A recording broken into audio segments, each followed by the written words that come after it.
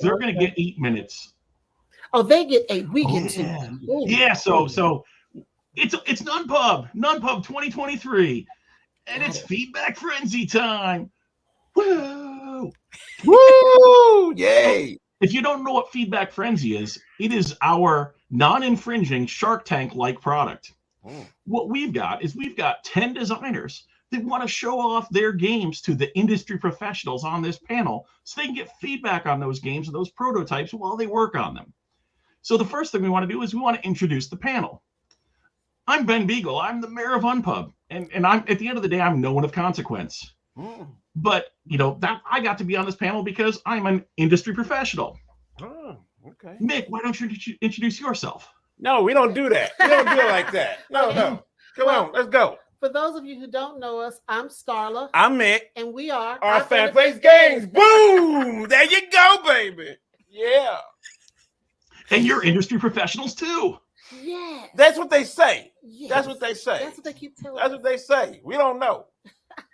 Julie, do you have cool hand gestures? I don't. I feel like I should have gone and they should have been the grand finale. Following that. Hi, I'm Julie. I work for Van Ryder Games, and I used to work for Greenbrier Games, and I design games, so I am also an industry professional. So as we were discussing with Mick and Starla when we went live, the designers are going to have about 8 minutes to talk about their game and present it through Tabletop Simulator, presentation, a PDF, whatever they might have to talk about their game and give us some insight into it. And then we're going to have a couple minutes to give them feedback. We have 10 designers that are on the list, so I'm ready to get going. Are you all ready to get going? We're ready to get going. All right, because we're going to start with Glenn Cotter. Come on down. Woo! Okay, hand gestures. I don't know. If all right. Hey, hi. Thanks for having me on. It's an honor to be here. I'm glad to be part of this. I guess we're in a hurry, so I will get started on the presentation.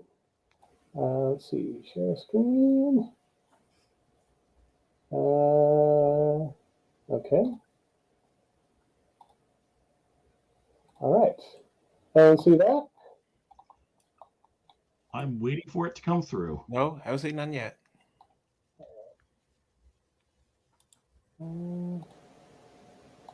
Let's try this. How about that? There we go. Okay. So, first, well, I guess I'll do an introduction. I'm Glenn Cotter. Let's see, I'm a game designer.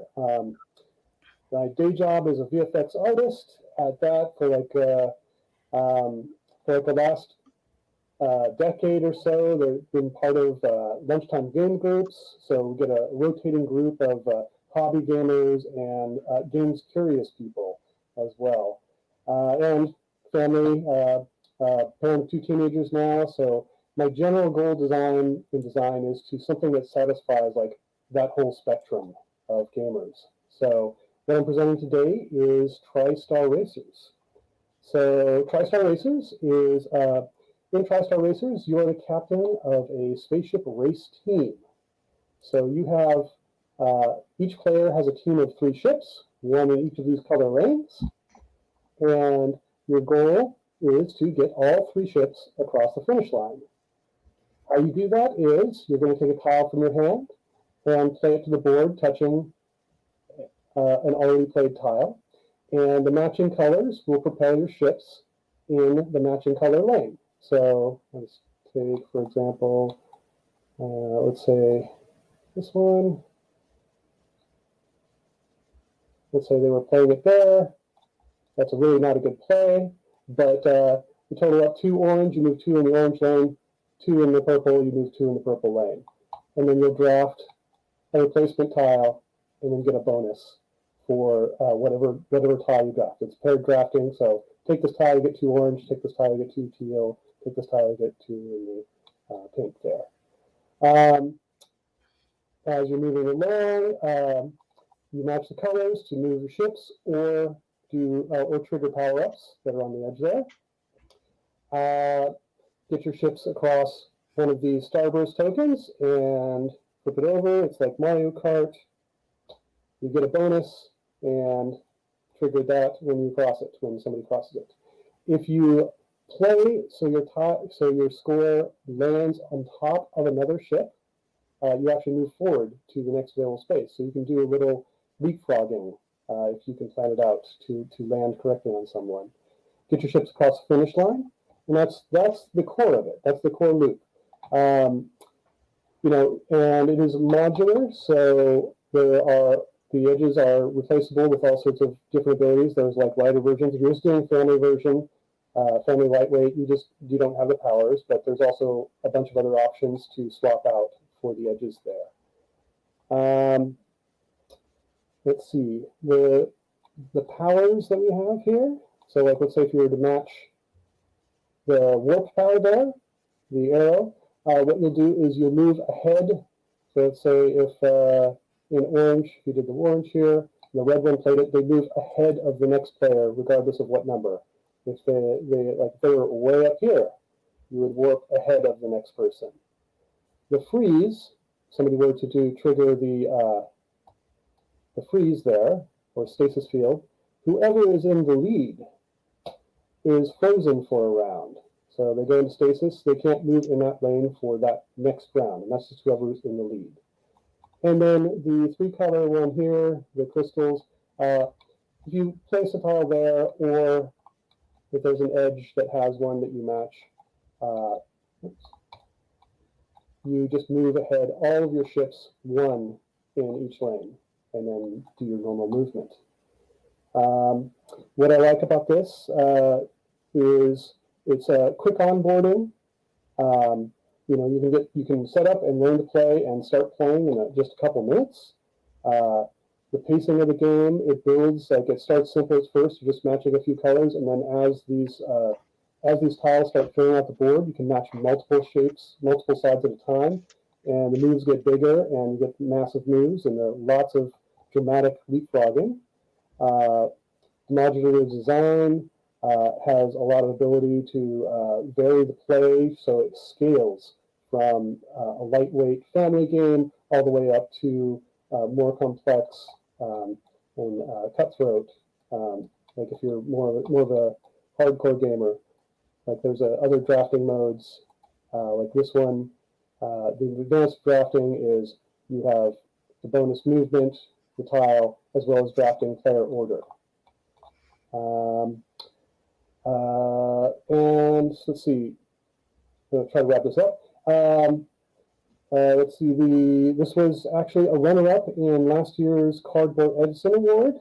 So, and it's been tested, been working on this for several years. It's been tested around the world. Lots of virtual groups as well as in-person groups. So that's about it. Any questions so far? Anyone want to? How many players? Oh, sorry. I didn't even say. It is 1 to 5 players. Okay. And it plays in about 30 minutes. Whoa. Okay. Yeah. Same play time at every player count? No, I kind of say 30 minutes. It ends up being slightly less than 10 minutes a player. So I kind of average it out to 30. Most of the plays you tend to be between 2 and 4. So like 2 players, it plays in about 20 minutes. 4 players, usually 35, 40. Sometimes to 5. And it also depends on how much AP people have. If somebody thinks about every single move and every single possibility every time, because as you're playing, the possibilities expand. So if people are very rigid on like their, I got to get the perfect move every time. They didn't think about it. It can slow down, but. Okay.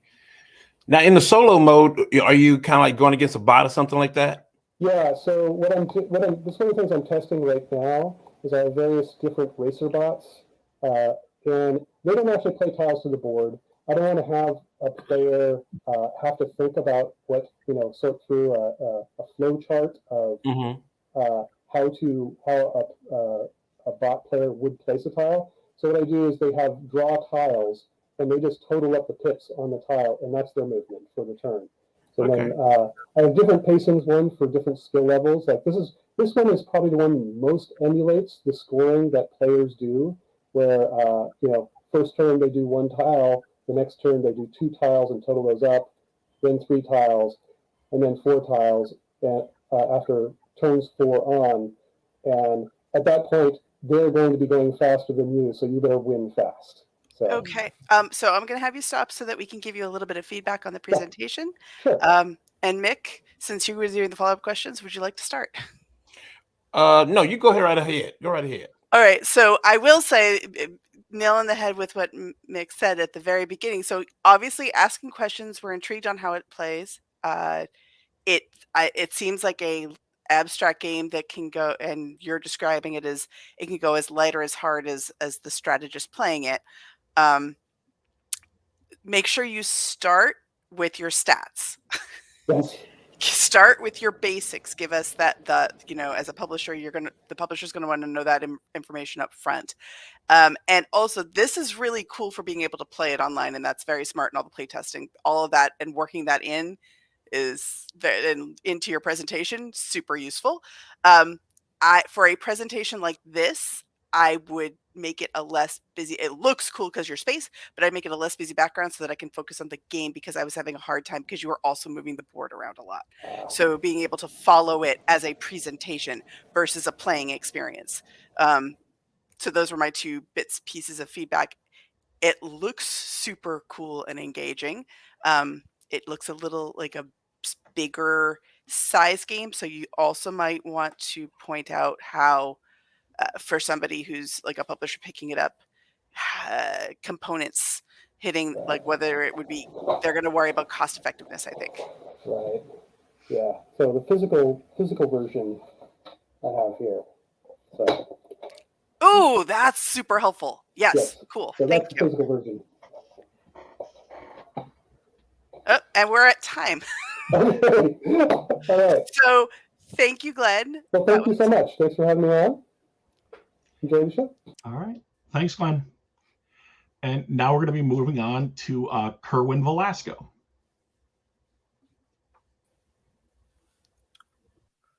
Okay, give me a second. Hello, everyone. Pleasure seeing your lovely faces.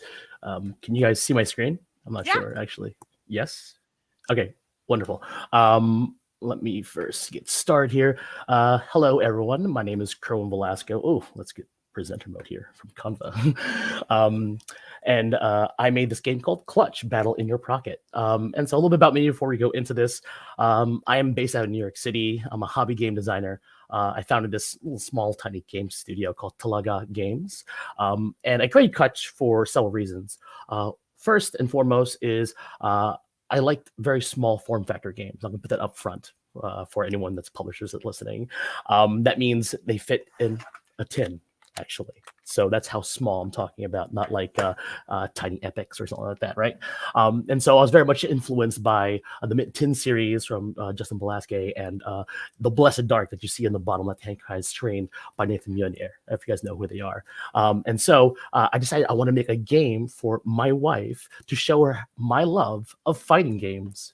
And so I wanted to be able to play a short game before dinner, making sure that she knows before our food comes out, let's try to beat each other silly with these characters. And I wanted to be focused, this game actually, on girls' sports, girls and women's sports. I have 2 daughters at home, and I want to make sure it's very important for them to understand that they could play sports and they could be successful, and I want that to be represented in my game. That's one of the things I do with most of my games. I make it so it's a lot of diversity, going back to Mitch and Starla's kickoff from 7 o'clock. So a little bit about what is Clutch. Clutch is a head-to-head battle game of 2 sports teams that are trying to vie for control of the local field. They do this by playing a game neutral to the preferred sport called Clutch. This game is very much a dodgeball-esque type game. I'm going to say it right now. Stats out. Not being the 2 only for this game. 30 minutes of play. This game is a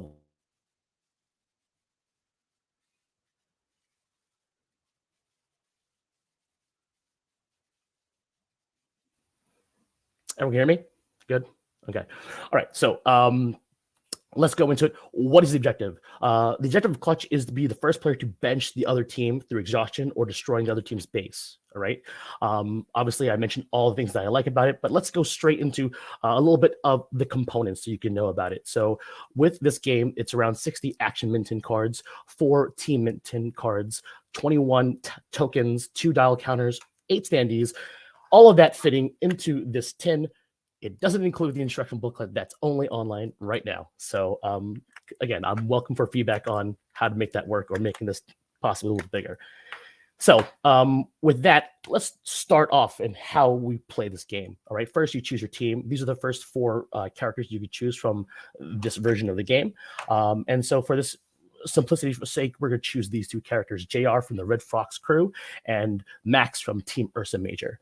What we're going to do is give each player all the pieces, tokens, and cards. So you get a team card, which has 3 stamina tokens for each of the teammates you have and the 3 standees of each of the teammates you're playing with. In this case, again, JR. You have 5 power tokens that you're going to receive. That'll be used as part of a passive ability. You'll get tokens for a certain thing in the game. For Red Fox over here, JR's team, she's going to get tokens every time she uses a card in respect to moving. And she'll receive a token for that, and she can move a teammate 2 spaces with a token if she were to discard that token for that purpose. You'll receive 15 action cards and a dial, which will go to the top right of the team card to determine what's the power gauge. Again, a lot of fighting game elements here. If you're not familiar with fighting games, you build a meter while you do attacks in order to build up a gauge and do a very big attack. All right, so let's go started with a little bit of setting up the board. I mentioned that you choose a character, you get 15 action cards. That means 30 action cards to use in the game. The other 30 are the board, actually. And so over here, you can see that we have 5 base cards that are the opponents and 5 base cards that are mine.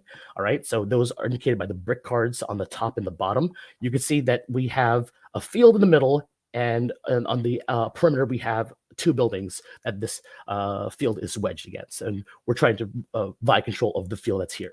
All right, so after you set up the board, you're now going to place your standees, determine who goes first, and draw 3 cards before the start of the game. All right, something I'll mention here is that there's this very interesting mechanic on the bottom here called at the ready inventory that will enable people to react or catch balls as they are being thrown at them. Okay, and you see the whole setup here for 2 players. Again, typically this game is played that you're facing your opponent like across each other in the table.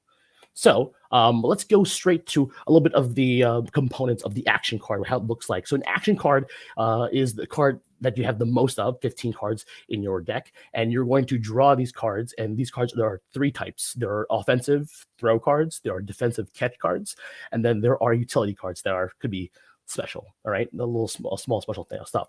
Cards can be used in this manner. Action cards can be used in 2 ways. You could use it to actually move. Like I mentioned before, every card can be used to be a move, and there's this icon that has a little shoe on it, and it gets how much movement you could use. Movement means that you discard that card immediately, and you could use this card to move 3 spaces, and that could be 1 character 3 spaces, 3 characters 1 space. Depends on you. All right. The other way you could use a card is by using as a description. So you could use the description to catch or throw or utility. Again, there's some requirements like who's using it and how many cards to discard. So let's go through a little bit of the first turn so you can see how the flavor of this looks like.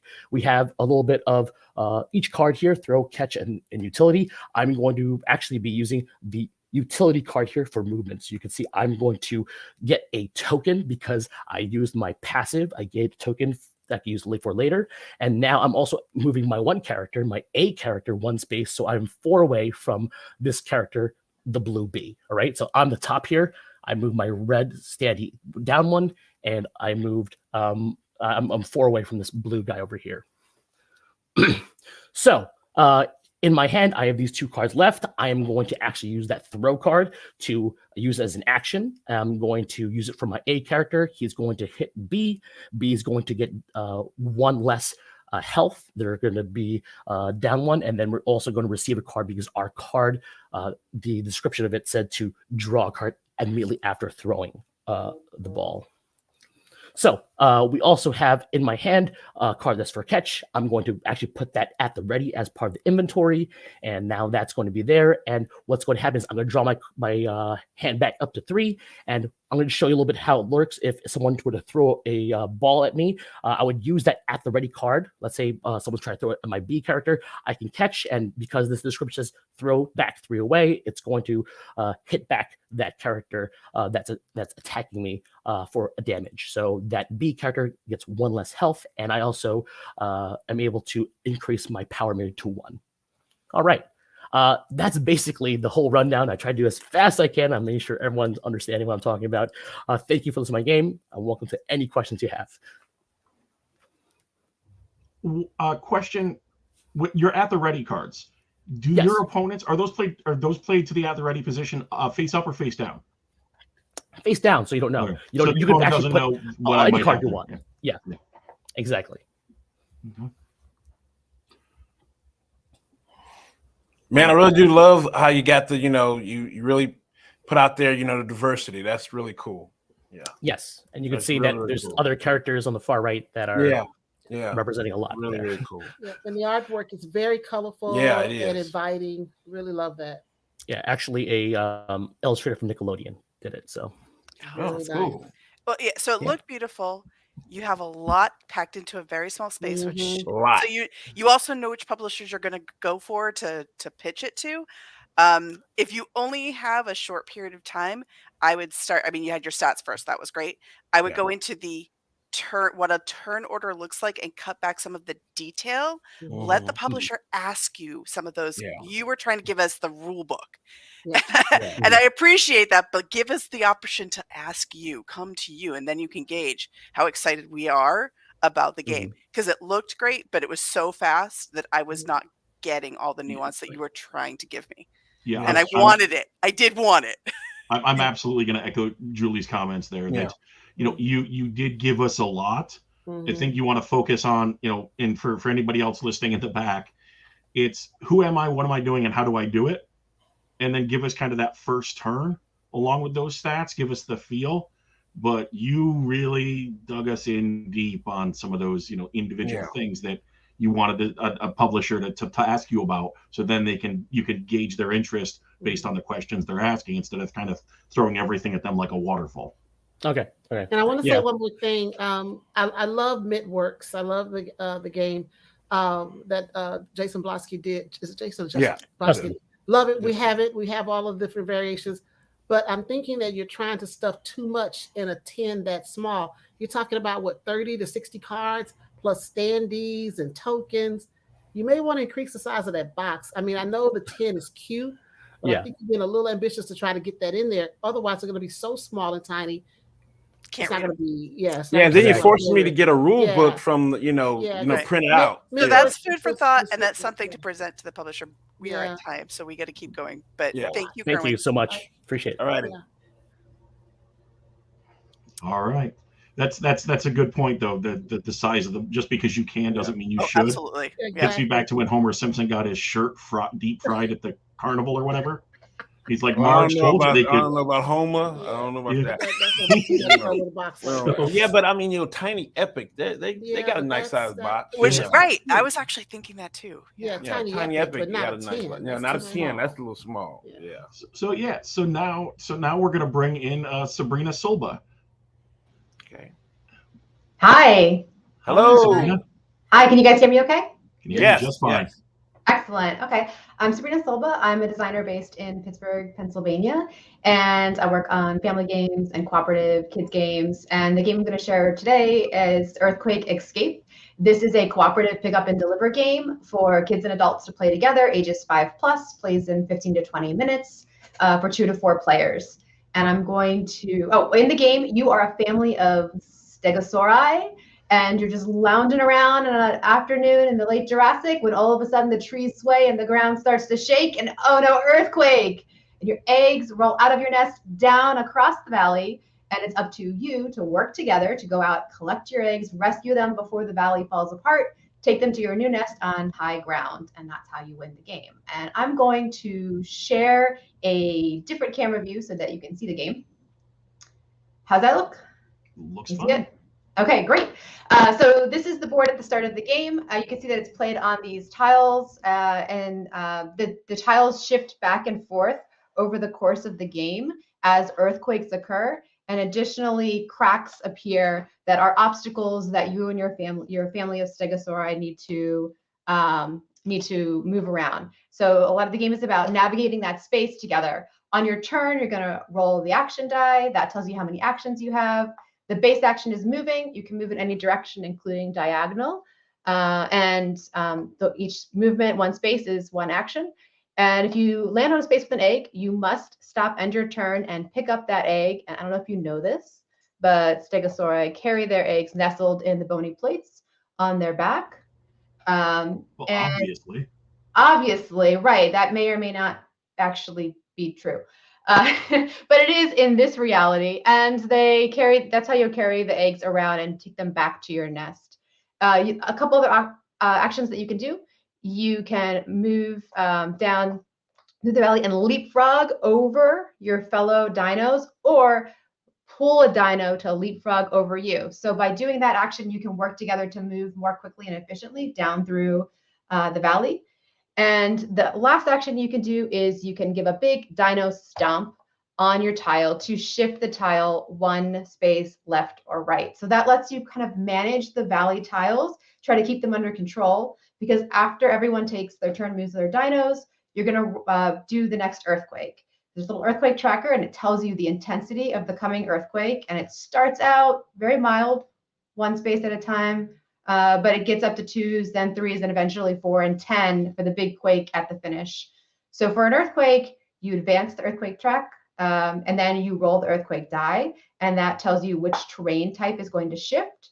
And the intensity tells you how far it's going to shift, and the arrow tells you which direction, towards the shade or towards the sunny side. So in this case, the grass tiles are going to shift 1 towards the shade side, so you're going to just move them all one space. And you're also going to put down 1 crack equal to the intensity of the earthquake. Now, you as your team can decide where that crack can go, except that needs to go on a tile that just was impacted by the earthquake, and it's got to go on the tile with the least amount of cracks. So as the game progresses, the cracks disperse across your valley floor. So you choose a place that hopefully is out of way, because the cracks are not something you can jump over or walk on. And then if the valley breaks apart too far, so let's say this tile piece shifted so that it's completely disconnected, anything below that part is collapsed and it falls away. So the eggs are lost, and if you lose more than 3 eggs, you lose the game. And if there are any dinos out there, they're also lost, and you have to get everybody back to safety. Your family needs all the adult dinos to survive. So if any dinos get lost, you lose the game. You win the game by getting everyone back home with all the eggs. And that's Earthquake Escape.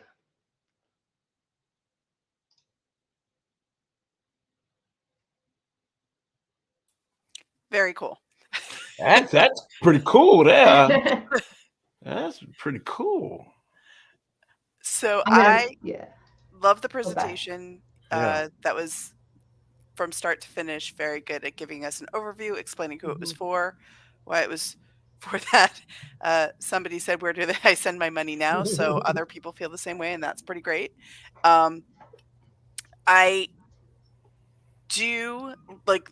I also loved that for the big picture of it, it's a lot smaller components, and they were reading.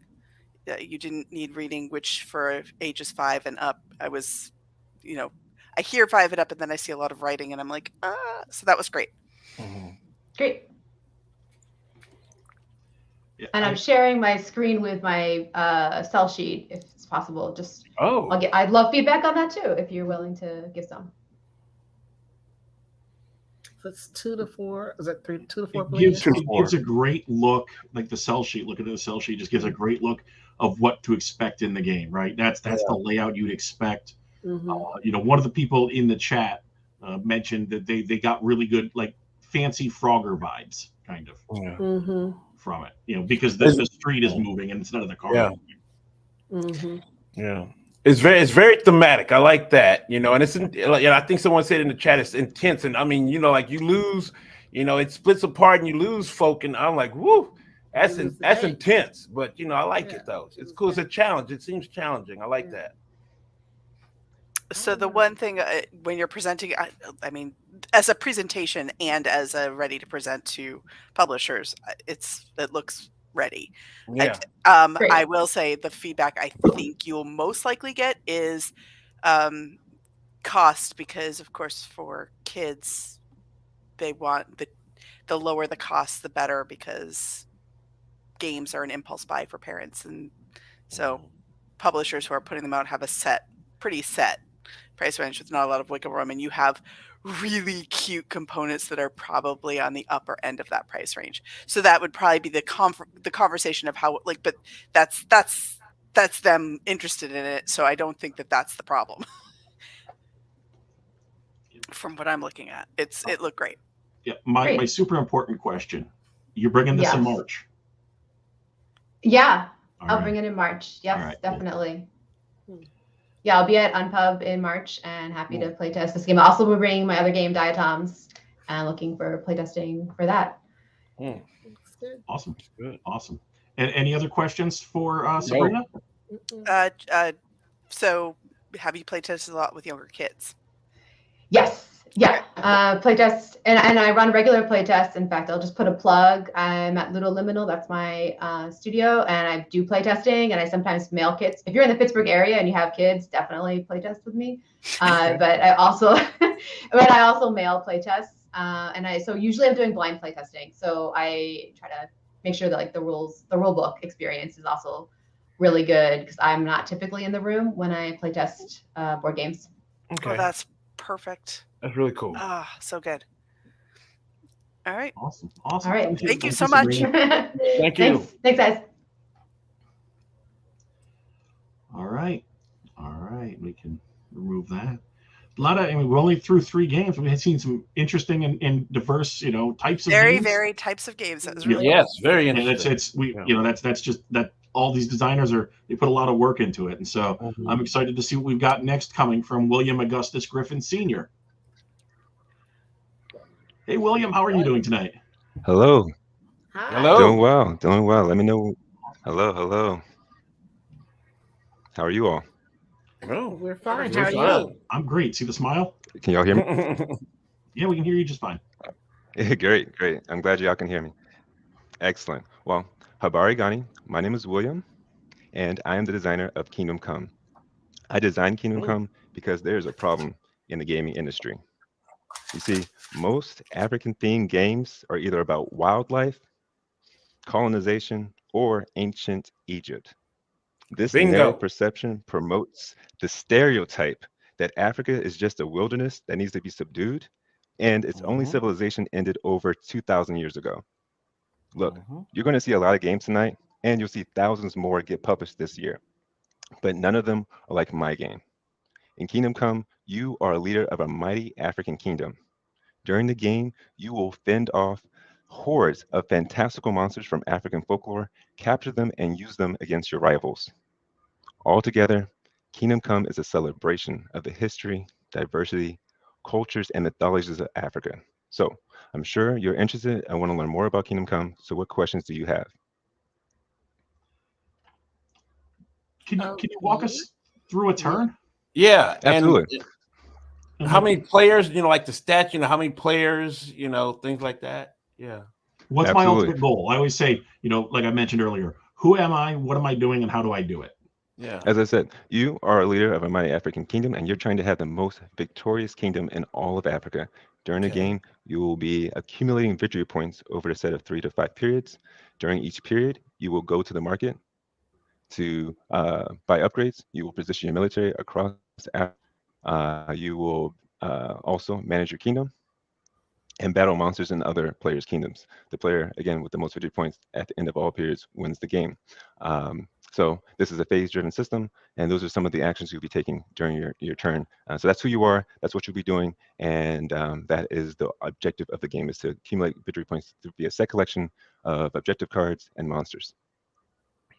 Okay. Is there a solo component to this? Absolutely. So the base game is 2 to 4 players. There's an expansion that can take it up to 7 players, as well as it can take it back down to 1 player as a solo mode. Okay. Okay, William, I like where you're going with this, but for me, a game must have some color and some interest. This looks really boring right now. I know this is a prototype, but I think you need to up the color, up the interest, up the artwork. I see you have some standees. That's great. Um, See, now I really, would I'm disagree. missing artwork. I'm missing artwork. So I I would really am. disagree with that as a publisher because I would like to know, like, so if you have it, that's not a terrible thing. But if you don't, I know the working with artists, or even I have a better handle on what I'm looking for when I sign it. So as a prototype, I'm not necessarily want to see the artwork. But Yeah, I'm thinking of it as a player and as a buyer. As a buyer, I Right. want him to up the artwork before. When you get to the publisher stage, that's another whole phase. But for me, I'm looking at it as if I wanted to buy it, I wouldn't buy it looking like this. Because we're at the point, Yeah. we're looking at the, when Yeah. it goes through that, Something that we're going when to it talk comes about to on our us. channel. Yeah, Exactly. yeah, when it So we're comes just to telling us. you to up the artwork, make it beautiful, make it colorful, so that it's interesting to people. I think about that because as you talk about Africa, and we know Africa, but we're a colorful people, so Yeah. you got to add that color to Yeah, it. it needs color. Absolutely. Now, saying that, I will say, because clearly from the start, it is a passion that you want to see a game that has not been represented in our country. So if you found an artist that you would want to work with who has the vision of the art you would like to see as well, that would be something that in this particular game I think would be quite useful, because you have a very specific vision, and I think it's an important one. And so to make sure that somebody is, a publisher isn't being like, oh, I've got somebody, and it's not, and at the end you're like, they don't know African art. Why are we doing this? Is Well, important. We hope they get a cultural consultant at that point. Absolutely. Oh, yes. But I like where you're going with it. I Yeah. really do. And William, when you mentioned, fighting the monsters earlier, that's when you might want to pick up one of these standees, using a grab tool or something Absolutely. to show it off, which I think that's where, That we would didn't, help. I didn't know there was artwork on those standees until you kind of did that swoop in zoom. Mhm. So just as part of your pitch, even if you're doing it virtually, make Mhm. sure that, when you're talking about something, that's really what you're showing, because showing and Absolutely. showing always wins, right? Absolutely. And speaking of showing, could you just kind of model, like, if it was my turn, I would do, and just a little bit of it. I know there's a lot of different choices, but something ideally you would Absolutely. do in the game. I'd be happy to. So, the game starts off with some monsters invading and coming out in Africa. So I'll just put a few out as an example. Won't be able to play an entire game, but just an example. Say I am the mighty Nigerian kingdom of Oyo, and I see that a monster has appeared in my kingdom, as well as some of my neighboring kingdoms here. So first thing I would do if I was Oyo would be to deploy some of my warriors from my military reserve into my kingdom, up to my total military limit. And then what's the decide. monster? So we have a monster that's called the Ninki Nanka here. I will also put the corresponding figures there to represent that. I will put this monster card there as an example, and that one there is Epiciangulo. These are, as I said, all monsters from African folklore, some of which you might be familiar with, especially if you play D&D, but others you might not know. But let's just say these three monsters came out on the first round. So I have a choice. I see there's a bunch of monsters around. Which ones do I want to get? I see if I'm going first, my opponents will go after me, and so they'll respond to what I would do as well. And so I would say, for example, I'll decide, okay, this has a might of 2, so all I need is 2 might as well to defeat this monster, and I'll also check the strength or might of the other monsters surrounding, and also decide based on the powerful effects which monster do I want to capture. So I see that this monster here, the Ninki Nanka, says that it gains additional might for each monster you've captured. So that might be beneficial in a longer game. The more monsters I capture, the stronger this will get. So I decide, okay, my leader is the only figure that can capture monsters. So I'll leave my leader there, and it already has a might of 2. So I'll leave him there, and I'll move my other warriors elsewhere to take care of the other monsters in other kingdoms. Assuming that my rivals, my opponents, don't interrupt or disrupt my strategy, I would be able to capture this Ninki Nanka, as well as claim victories in these other kingdoms and claim the corresponding victory cards, gaining victory points for doing so, and increasing my victory points across that. And so now that I've already got 3 victory cards here, I would try to spend down south and get the other corresponding victory cards in these other kingdoms that I didn't conquer. So that's kind of the gist of the game. It's a miniatures war game where you're capturing monsters, trying to get different sets. So now that I've already captured this large hybrid monster, I may be trying to get for some additional large monsters or small, medium, large set. So it's about set collection in terms of these victory cards, as well as monsters, as well as these upgrade cards that you'll be playing on your player board as well. Great question. So that helped me so much in seeing the vision of what you're looking to do. I would, right after your introduction, which was, of your passion, I would do that in a presentation so that people can see what it is. Miniatures, and it's okay, so now I can see what it is. Is there any place in here that has, so you're saying some people might know some of the monsters, but since you're trying to show to a wider audience, is there any place where there's any write-ups about the monsters, any flavor text anywhere? Yes, absolutely. So I have flavor text in the rulebook, which I'd be happy to show you. Okay, Yep. no, Yeah. it's okay. I have a physical copy, I have a digital copy. I believe you. Yeah. I just wanted to know if that was something else. So yes, very cool. Absolutely. Also, my wonderful wife, shout out to her. She had a wonderful idea, in addition to the flavor text, to have a QR code that you can scan, and so someone can actually, speak and orate the folklore, because a lot of these monsters were passed down through oral tradition. Some of these aren't just written up or written down somewhere, right? And so it'd be awesome to have the music in the background and someone speaking in that language and all of that to have that full effect within the rulebook as well. Just a small little QR code, because you got a lot to read anyways. So why don't you listen to something that and can also deepen the theme. Excuse me, one more time, William. What was the name of the game again? Kingdom Come. Kingdom Come. Okay, all right. Awesome. Thank you very much, William. Okay. Thank you. Thank you, William. It's so much needed, man. It's so much needed. All right. Well, as you like to say, this is very, very important, and I mean this. I love y'all. Love you too now. All right. Awesome. So we're getting those. You had that panel earlier, and we're getting the games. Well, we haven't got them yet. No, we're getting the designers thinking about them. You got to publish that. Yeah. We got the designers. You got to go through that. Yeah. Right. And, the unconscious bias and stereotypes of publishers, he has to go through that. Yeah. So we'll see if it gets published or not. He's got some more work to do. We got to start because people are being mindful of it. So that's awesome. Yeah. That's awesome. Yeah. So next we're gonna bring in Zoe Allred. Hey there. Hello. Game Jam aficionado. Should I share my screen? Yeah. Go ahead and share your screen. Here we go. Okay. Can you see that? Yes, we can. Okay. All right. So, hi, I'm Zoe, and I'm presenting Unraveled, which is a one versus many game of logical evidence analysis. It's for 2 to 7 players and plays in about 30 minutes. One player takes the role of a conspirator, weaving a web of influence over the city, while the other players play as vigilante sleuths, trying to unravel it. So, the game focuses on these evidence cards, which have 3 different traits. There's with 3 varieties of each. So there's 3 different fills, 3 different colors, and 3 different types. With all the combinations, there's 27 unique cards. The conspirator is going to be playing one of these cards as the key evidence, which if the sleuths manage to deduce which is the key evidence card, then they'll win. The card will be hidden in plain sight, so it's up to the conspirator to hide it among the other cards that are played. The conspirator plays cards from their hand one at a time, drawing back up to their hand size afterwards. If they manage to run through the entire deck, they finalize their conspiracy and they win.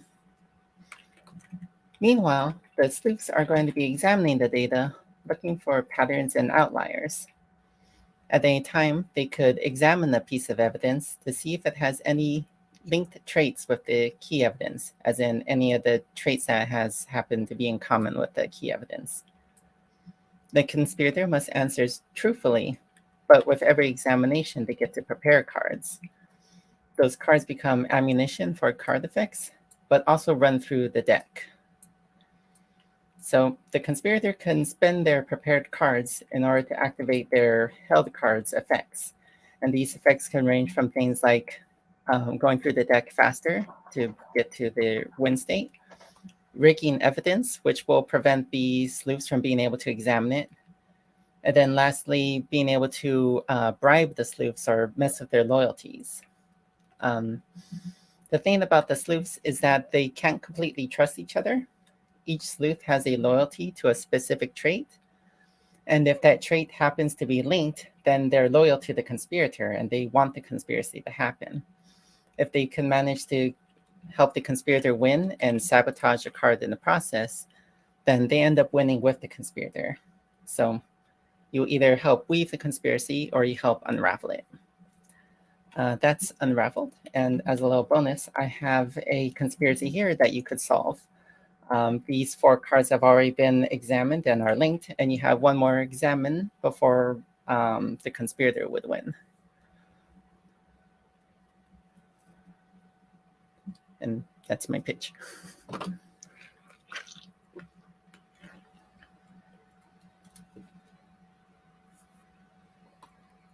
I'm playing the game. I'm sorry. I'm trying to figure it out. That's a You said, great here's way. this little thing where people can play, and we all immediately zoomed in and tried to play it. And then you're waiting for us to give you feedback. We're all playing because you gave us that call to action. Call to action. It's like when you've got a game and you give a hand of cards to the publisher or whoever you're pitching with, and you tell them, now here's your thing, and they get roped in, and you roped us all in. You did it. Sorry, I couldn't hear anything. I was like, did my audio die? No, we were actually playing. Like, wait a minute, hold on, let's go in. You know, that's pretty cool. Can you maybe talk a little bit about? It says 2 to 7 players. Can you talk about how it works at the bigger player numbers? Yes.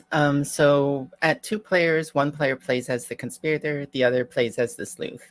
But as you add more players, you start shuffling in the loyalty cards, and so all the remaining players, from like 2 to 6, those will all play as sleuths, but depending on the player count, you'll have more or less sleuths that are loyal to the conspirator. So I say it's 1 versus many, but it's really 1 team versus another team. It's just that one team doesn't know which team they're one, like most of the players don't know what team they're actually on. Yeah, when you brought up that potential at the end, my brain went to some versus many. Yeah. It's really some versus many, but the format is more 1 versus many. It's a twist on that format. Mm-hmm.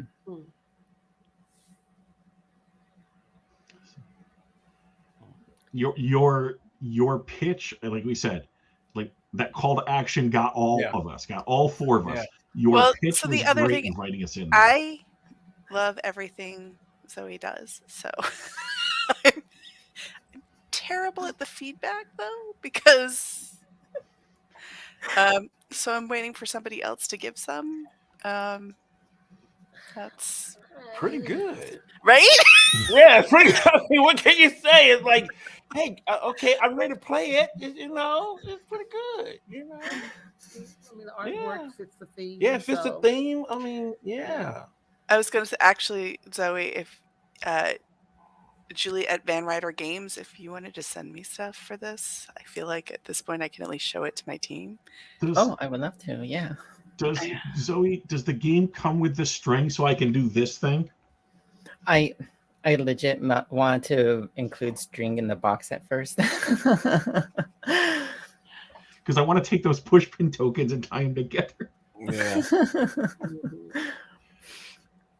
It's got, like, you've nailed a look and an aesthetic. Yes. You've nailed like that, that deduction next level clue, adding, like we've got pieces of information and we're trying to put it all together, and with the 1 versus many, but you don't know who necessarily the many are. Like, you've weaved a lot of little things together, and I still can't.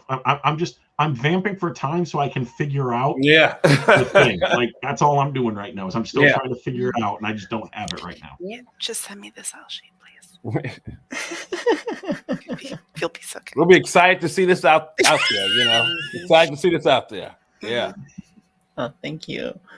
I'm really happy with the state of it. The one thing like that I'm worried about development wise is just like the card effects, just because they're really more applicable for advanced play, but my play testing is usually like with like the early stages of play. So I'm not exactly sure how they'll play out then. But okay, so as a as a designer, you want to think about a lot of that, but it's also okay to hand that off and be like, I've taken it as far as I can and hand it to a publisher and be like, that's basically what they pay me to do at Van Ryder. So that's why I'm like ready to start pitching this, because like it's finally at a place where I'm like, okay, this is about as far as I can take it, I think. Which is fair. No, it's yeah. It looks good. Yeah. It looks good. Can't wait to see your game jam submission tomorrow. All right, so we're at time. Yeah, we are. Yeah. All right, so I'll catch you later. Bye. Bye. Bye. Did you all figure it out? Because I didn't. No, I didn't figure it out. It was a little too small for me to see everything. Yeah. I need to pull it up, but I was totally wanted to though. Zoe got us. Interesting game. Totally interesting game. Right. Yeah. And So I've seen 2 now of Zoe's games, from very early stages to very polished stages, and big fan. no, I love what it's doing. It's just amazing, and I love Zoe, and we really connected through some of the virtual game jams we've done in the past for different events, and even the stuff it's able to pull off in just those little 2-day things just blow me away. This is unique for us because as content creators who talk about the game's already finished, done, ready to come. And prototypes are something that's already done. Some of the prototypes are not ready. Well, yeah, that is true. Some of them are not even Well, close to being ready. and that's the thing. So I know we have to get onto, but having that conversation is actually very important, because it's true. It's as a publisher, it's how close to done is it? How much are you taking on? How much do you want to shape it because you see a different vision, and is that going to be okay with the designer? So how far should the designer take it to show these are my hard, these are my boundaries of what I want my game to have, and I'm not negotiable about changing these, but I am negotiable about, like, those are all conversations you need to have when you sign the game. And so that's a very important factor, that then at the other end you get it and it's done and it's packaged, and you get to say, well, they nailed it on this part and they didn't on this part. For various definitions. Right. Yeah. Speaking of various definitions of done, next we're going to bring on Bill Lasik. Hey guys. Hey Bill, how you doing? Not too bad. Haven't seen you in a while, man. It's been a hot minute. It has. Pandemic's been crazy. How you all doing? All right. Doing good. I'm out of focus. There you are. Yeah. All right. So my name is Bill Lasik. I'm a board game designer. Obviously, I made the board game Koi, published by Smirk and Laughter Games, and I'm excited to tell you about my newest game, Lightspeeders.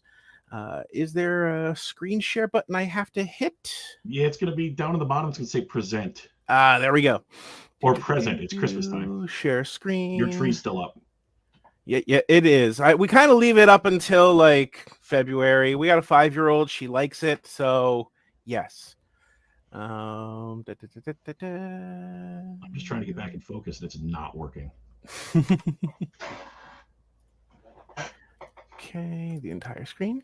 There we go. Screen 2. Share, and there.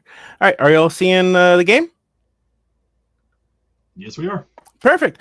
All right, so this is Lightspeeders. It is a 2 to 4 player arcade-style battle racing game where players are going to place polyomino tiles onto the grid to create light trails to try and box in their opponents and cause them to crash, and thereby win the race. Players will play till they won 2 total races, with races lasting about 10 or 12 minutes. The game has a fast setup and a fast teach, about 3 minutes. No RNG, so it's a strategic game. The game is pretty straightforward in its approach, but it has some depth of strategy to it. So, on a player's turn, their first turn, they're going to select one of an identical set of 20 polyomino tiles in front of them and place that onto the grid with one of the edges of the piece touching the edge of the board nearest to them. And then they're going to take their speeder token and place it where that piece came from. On a player's following turn, they only have a selection of the next two pieces in line. So whatever someone chooses, they're going to place a speeder token in that location and then place that new piece onto the grid. So whatever you choose on your turn will not only affect your current turn, obviously, but also limit your options for your following turns. So on the grid, you're going to see these power nodes. For every edge of an uncovered powered node that your piece touches, in this case I'm touching two edges, you will gain an energy. And energies are interesting because you can use them in a few different ways. Firstly, you can spend single energies to increase your choices on your turn. So in this case, if I spent the 2 energies that I just gained, instead of selecting only from 2 pieces, I can now select from 4. However, if I'm able to collect 6 or 9 energy, I now start activating powers. The game has 4 different sets of powers on double-sided power tokens for all the players. So players can either play symmetrical racers and have an exactly identical experience, or play 4 asymmetrical different race types. The powers that they have are varied. They'll be things like playing an extra tile or even removing the last tile you place, so it can create some interesting choices. These powers, if they're activated, they'll be able to play 1 power per turn, and they cost 4 energy to activate. The last twist of the game is the board itself. It's twisted or looped like an old arcade game. So if I was able to place my tiles so that I would break the plane of the board, in this case, I've broken the board at Q. On my following turn, I will place the next piece coming in on the other side of the board. It allows you to get out of some jams or put your opponents into them. The only restriction on this is I cannot enter and exit the grid with the same piece on a turn. With that being said, that's the whole game. Now, one thing I did say is, if they're from a publisher perspective, if this went to like a Kickstarter, I do have a bunch of modules that can be applied to Kickstarter. Or if a publisher, instead of wanting to make there's a tabletop experience with a lot of polyominoes, I do have a version of the game, in this case it's a little blinged out, called Right Speeders, which is the same game but applied to a flip and write format. And this one, I just took the game and I threw it on a $20 Crayola transparent tab. But that is the entire game, and I would love to hear what you guys have to think about it, or any questions you might have. So, Bill, go ahead, Mick. I'm no one of consequence. I can hear myself talk all day. No. I just want. So, Bill, you talking to the people that made Tron, right? I would love to talk to the people that made Tron, especially considering there is a 3rd movie finally in the works, which I'm very excited about. Tron, that's Tron right there. But it's cool though, because I played the video game where you had to Tron, you had to, the cycles and stuff, and you tried to kill the other person with, that. So it's interesting. Yeah, that is definitely was the inspiration of this. I am a child of the 80s, so I am too. Yeah, I see Tron. Out of the 70s. Oh, 70s. I see Locus, and I see Laser Riders in here. Like, those are the 3 things that jump to the front of my mind. Mm-hmm. So I think the last Unpub I saw, you presented this game before, right? I did. It has gone through, I believe, a couple renditions since you saw it last, Julie, but yes. Okay, I was making sure. And the one thing we talked about feedback-wise was that's a lot of components that look super cool for a game that goes very quickly. And so what is the cost versus time? And you gave me but it could be almost a roll and write. Yes. So you gave me, there are alternate maps if you wanted to go the Kickstarter route and it have the cool toy factor, or if you want to do the cost effective. So you thought about that, which was awesome. And I do agree. If you can find out if there's any possibility that's my other thing, is that the Tron is not a bad idea. Finding out which publishers may or may not have the license, or somebody who has a license adjacent, pitching to those companies is probably a great idea, and the great time to do it right now. Right. If you guys know, that would be great, because I don't. But I you know what? Yeah, again, Tron is email me. Disney. Tron's Well, Disney. Tron is Disney, but specifically it's, what is it, Touchstone, or Disney's great at, you can have this piece of this property for this type of thing. They're great at it. So it's, so Spin Master is going to have all the Disney princesses and stuff like that, but they're not going to have Tron. So you'll have board game specific, but not minis and not cards and not dice. Right. Which, for somebody who has license for Tron, but not minis, and this is it. This is they could get one of the most cost effective Disney properties. It really would be.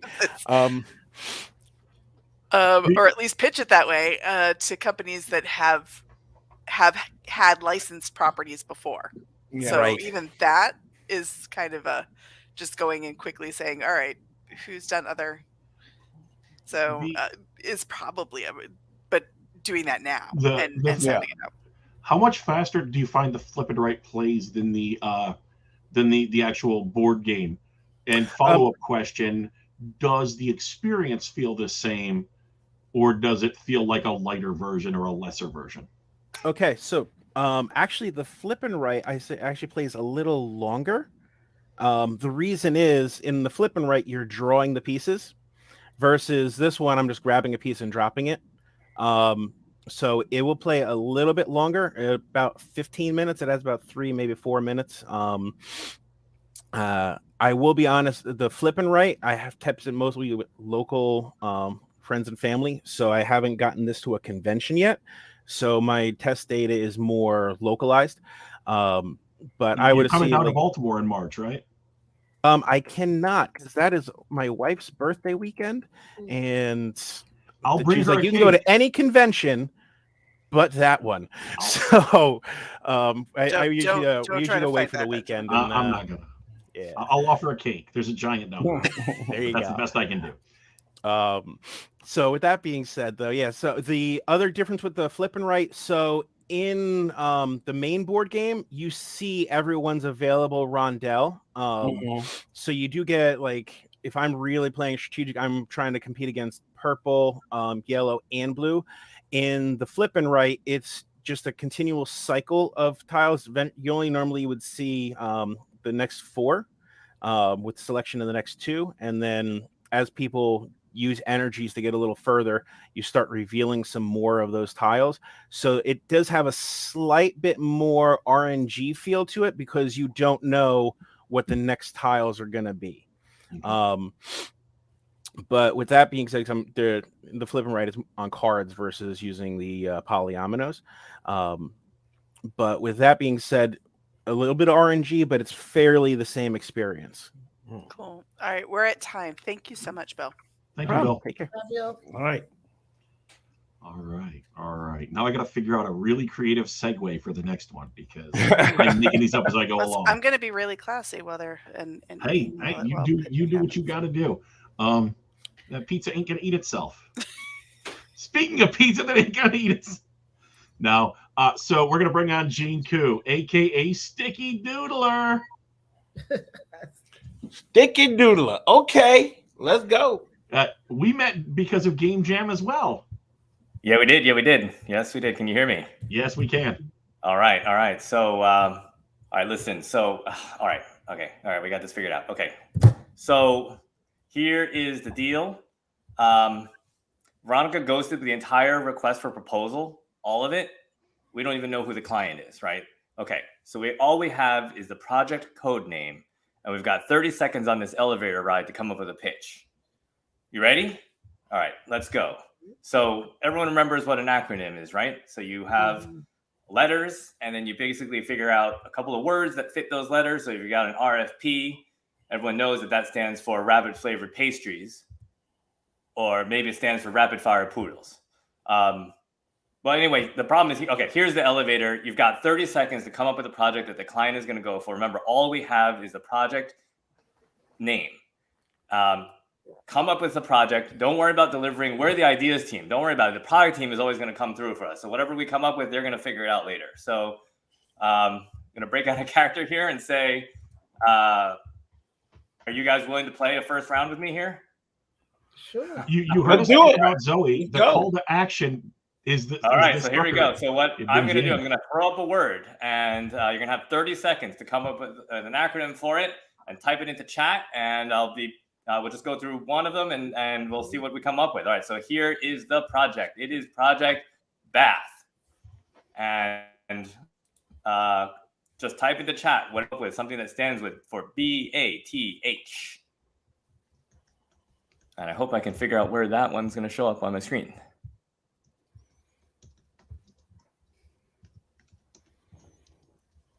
There's nothing like having a pitch where you just have dead silence. That always works. That's what they teach you when you're doing pitches.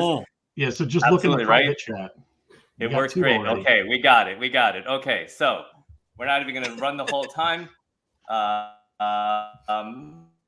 Let's go. Time is up, and okay, we're gonna have to read these out. All right. So what's gonna happen is we're gonna find out what the client is asking for. What the client is asking for is board games for cats. All right, Ben, I see you have an idea here. Yeah. Tell me about your great idea for bear awareness toilet hampers. So, cats and bears just, they don't mix. We all know that song, Cats and Bears Just Don't Mix. And so, a board game for cats, you got to keep the bears away. So you're going to hamper them with some awareness toilets. And I got nothing. But I'm going to milk this for all it's worth because Julie's going to choke on her pizza. You got to keep the bears away, and the Julie, toilet go hamper for are it. just Go going to for do it. it. Right.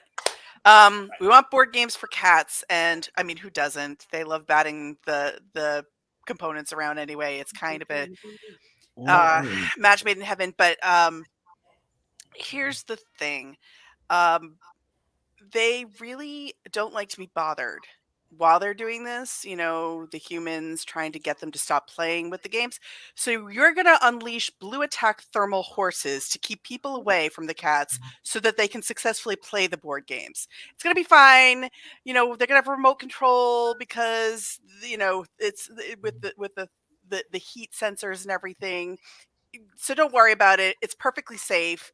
Once we get through testing, and it's going to be great. You're going to love it, and then cats can play the board games. Now, Julie, I'm actually concerned though that your thermal horses may have lasers on them that may distract the cats, and then they're not able to actually play the board games. I specifically didn't put lasers because I knew the cats were going to be involved. I knew. But you know how the production team is when it comes to attack horses. There's always a laser on the attack horse.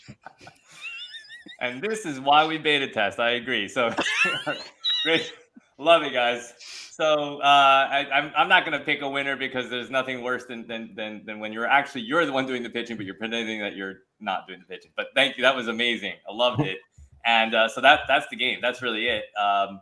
It's quick. It's easy. All it really comes down to, there's a deck of project cards, right? That was the first thing you saw. There's a deck of client cards. It could be the client. It could be kind of project, And then I don't think you even need to provide slips of paper or a timer, really, but I guess you can. It's easy to learn. We just did it right now. The components super cheap. In fact, it's so cheap, and the idea is so obvious that it's been done before. I know it's out there. There's a whole bunch of them out there. There's been lots of other ideas before. I think the major difference is that a lot of the other projects are focused on the acronym part. As you just saw, the acronym was actually just the excuse. What it really then becomes down to is just making up these ridiculous connections between the words that you came up with and then the project, right? And that's where the fun party part comes in. So that's it. That's the game. thank you for the time. Appreciate any of your feedback. My name is IRL Gene Koo, and would love any of your thoughts on this.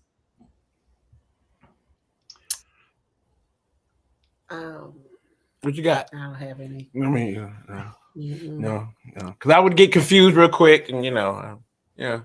As a party game, it's a great party game, and like you said, there have been other successful ones. You've already addressed what would make it successful. It's a party game. So it's literally a matter of pitching it. I don't think that there's, R&R. You've got. I would pitch it. I don't think there's a lot more, to the feedback because it's clearly ready. You clearly you've done your market research for it. Yeah. So I had a great time playing it. My company doesn't do party games, so that's not really a good fit for us. So it's just a matter of finding the right publishers to pitch to. Mm-hmm. I'll put your quote on the box, though. My company doesn't make party games, but I think you did a great job with the pitch. Again, for anybody else, if you can call to action like that, especially in a game of this style, you've immediately drawn whoever you're talking to in, whether it's a play tester or a publisher or anything like that. I think I think you did a great job with that. So, keep doing that. If you're worried about things like, oh, how am I going to make sure I have all the perfect cards? That's what the development and the actual testing is for. All those cards will be figured out. All that stuff will be figured out. So don't stress about that at all. You can get there through figure out what words work, what words don't work, and things like that. So did a great. You're bringing this in March, right? It's one of the games I'll be bringing. Sure. All right. This is perfect after hours game. Just getting all the designers together when they're ready to have a come down and just light and go. So Dan DiLorenzo, R&R Games, Molly Zeff, Flying Leap Games. Those are the two I'd recommend pitching to. Thank you all. Enjoyed it. Thank you. All right. So from a sticker doodler, did you know that we're moving on to a John? I got to look up how to pronounce his name again because I had it all figured out, then I ruined it. So it's Jay Bucciarelli. So we went from doodler to Bucciarelli. Yeah, it's an Italian last name. Imagine there was a bunch of garbage in the middle. Yeah. Well, it's an Italian name. It's hard to pronounce. So it's just JB. We're going to do JB. Hey, JB, what's up? Yeah, I tell people it's pronounced like the dog when I feel them start to mangle mine. So how are y'all doing? Good. All right. Present, share screen, and I get to pick the screen. Here it is. Awesome. Can you see the screen? Yes. Can. Right. All right. So this is a 1v1 or team v team real-time tower defense game. So one team are a horde of monsters rushing towards a village, and the other side are the village trying to fight them off. I can walk through one side first. Basically how the game starts, this is the 18-card deck of monsters. It's currently themeless. That'll be for the publisher, whatever IP they want. But you start a 30 beat per minute metronome. So that's like, so on each beat of the metronome, the monster player gets to do an action. One of three actions. They can place a card on the board in line with the next line. So they can move a monster closer to the village, which is this side of the board. And there's green, yellow, and red monsters. Red monsters are fast, but do low damage. So they move to the next red. So they're fast. Yellow are in the middle. They move to the next yellow line. And green are the slowest. They do the most damage, but they move the slowest. So game starts when the monster player starts playing.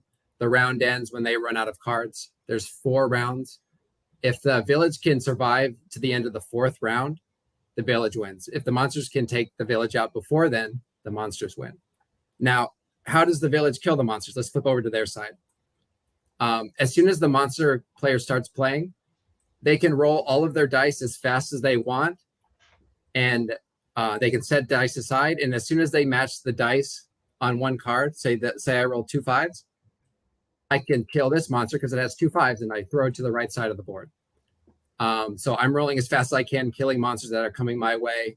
And if I kill them, I put them to the right side. And if a monster gets to the very end of the track, which is the black line, and they're able to move it off with the beat, this 2 on the card is damage to the village. And if you kill a monster, this number is money that you can spend in between rounds to get stronger and stronger tower cards that you can use. Like you can put walls up, you can get an extra dice for the next round. And while the village team is buying stronger and stronger tower cards, the monster team gets stronger and stronger monsters. They draw 5 cards from the advanced monster deck, and they add 3 of the 5 into their deck. So each round they're getting more and more and stronger cards with abilities. And yeah, that's defending the village. How does the 2v2 work differently? Or is it just each, like, are there 2 monster players who are working at the same time? Is it just everything's happening twice as fast and 2 sets of dice? Or are they kind of alternating turns? Well, for a big game, you can do like 3v3 where it's 3 individual games, or you can flip the board over and there's 2 more rows and you all play on the same sort of board. But like at the same time? Yeah, correct. Yeah, correct. And once you play one way, say the monster team wins, I think the best mode is that you switch places and you see who does better as the village. And whoever does better as the village or as the monster team wins.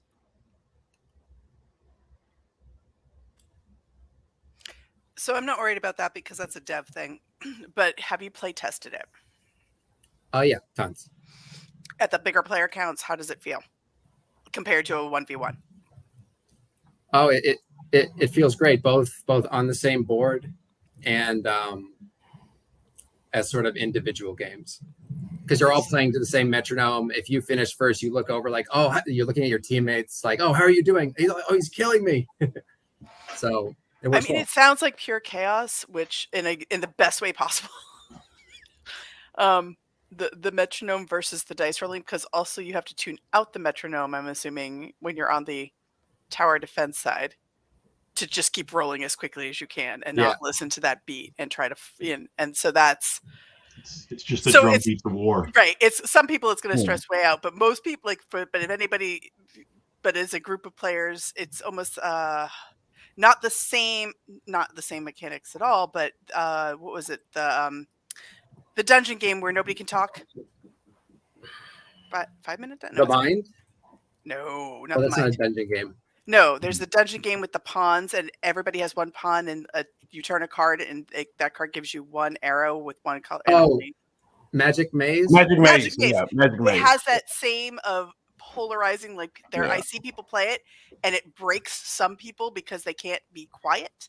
And then and some people it seems like poetry watching them do it. I feel like it would have the same effect. Like there are the people who are just be like, ah, and that to me is amazing. It would be a very big crowd pleaser at like a convention. So where's the metronome coming from? Who has that? Is that going to be in the game? If it were to find a publisher, they might make something that's a little more pleasing to hear or more chaotic to hear. But what I've used to test it is there's a 30 beat per minute metronome sites that's on YouTube. That's what I use to test. Oh Lord, okay. I think. Okay.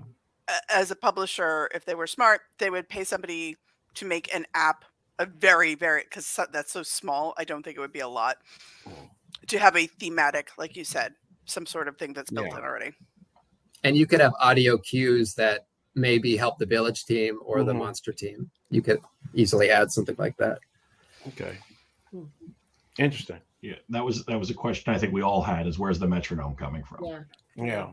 And It's just on my phone when testing. from a publisher standpoint, you wouldn't pay for a metronome to be in there. You would, but Yeah, you might yeah, pay yeah. for an app or partner with Dized and have them, something like that, Mhm. where you get a little QR code in the box Yeah, yeah. that takes you to it. Is what I would think you would absolutely do over paying for a Metro. I have one, and they're heavy. Even the small ones are kind of clunky and. Yeah, they're hard to bring down in price. Mm-hmm. Yeah. And I think you mentioning earlier, you mentioned that it's kind of themeless in the sense that it doesn't have, artwork or specific types of monsters, and you would leave that up to the publisher. Like mentioning something like that can be important to some publishers because then they know you're not married to a very specific type of artwork or style. You're more married to the mechanisms in the gameplay feel, which is going to be beneficial to you with some of those publishers that, like Julie's mentioned earlier, are going to, take and move and change and use what they have on top of it. That'll, that sets them up to know where you stand on that. So I think that was a good point to bring up as well. Yeah. Yeah, I mean, before when first testing it, I had a little bit like goblins, orcs, skeletons, but I decided to strip that out. Just it's office deadlines moving closer and closer every minute. All the deadlines, and the other person is just trying to get the work done. Too real. Stacks of papers. These are, the monsters. The monsters are customers at the fast food restaurant, and the dice are you. Benjamin, I'm cutting you off. We're at time. Thanks for brainstorming with us, Jay. Thank you so much. This was very fun. Thank you, Jay. Thank you. Thanks, everyone. All right. I'm the silly idea person. I don't do any of the actual homework, Julie. You should know this by now. I'm great with the silly ideas, except that, Too real. Too real. Too real. So, we're getting towards the end. We only got 2 people left. Okay. So we're going to bring on Michael Roberts now. All right. Hi, Oh, Michael. now I'm unmuted. I'm Michael. I am this is my first time pitching anything in the game world, so I'm very excited. That's right. Thank you. I have a lot of ideas, and I'm always excited to write these down. And this is one of the ones that I came up with a few months ago when my kids were playing a game called Mr. Fox. What Time's it, Mr. Fox? And it's kind of like it's just a schoolyard game where someone stands in the front and they are Mr. Fox with their back turned to everyone else. And they are allowed to, I'm sorry, I'm trying to get my screen to share at the same time, so I'm talking distracted. Vamping is for champs. Don't stress. Okay. Let me share a window, see if there it is. Okay. Let me know if you can, I don't see it on. Well, while we're waiting for that, what is the name of the game and what are the stats for it? All right. So the game is called Dinner Time with Mr. Fox. It's a game that plays from 2 to 7 players. Runtime's about 30 to 45 minutes, and it's for 8 years and older. I've play tested it with younger, and it definitely can be played younger, but I think that's a safe spot to put it at. It's a game where you push your luck against a community pool of foxes. I guess I'd like to show that. So you haven't been able to get it to come up yet? I've on the not. screen? If you go down to settings and you went to share screen, And right? present, sharing screen, sharing a window, sharing tabletop simulator. You want to grab me the cards, Brad? I'll just show you some of it That's fine too. in person. Yeah. So in this game, it's kind of a simultaneous player cards and move. But the hook is that you don't want to be first in this game. First is the worst, second is the best. The closer you get to Mr. Fox, the closer you get to losing the round potentially. So every round, everyone plays different cards, kind of look like this. Numbers are anywhere from 0 up to 10. And I do have a mechanism to kind of keep it even where they all have different foods that foxes might eat on them. So the first one was a blueberry. There I have some worms. There's grasshoppers all the way up to rabbits, and they move faster and faster. So everyone puts a card down in front of them, and there's a designated first player, and that will shift each round.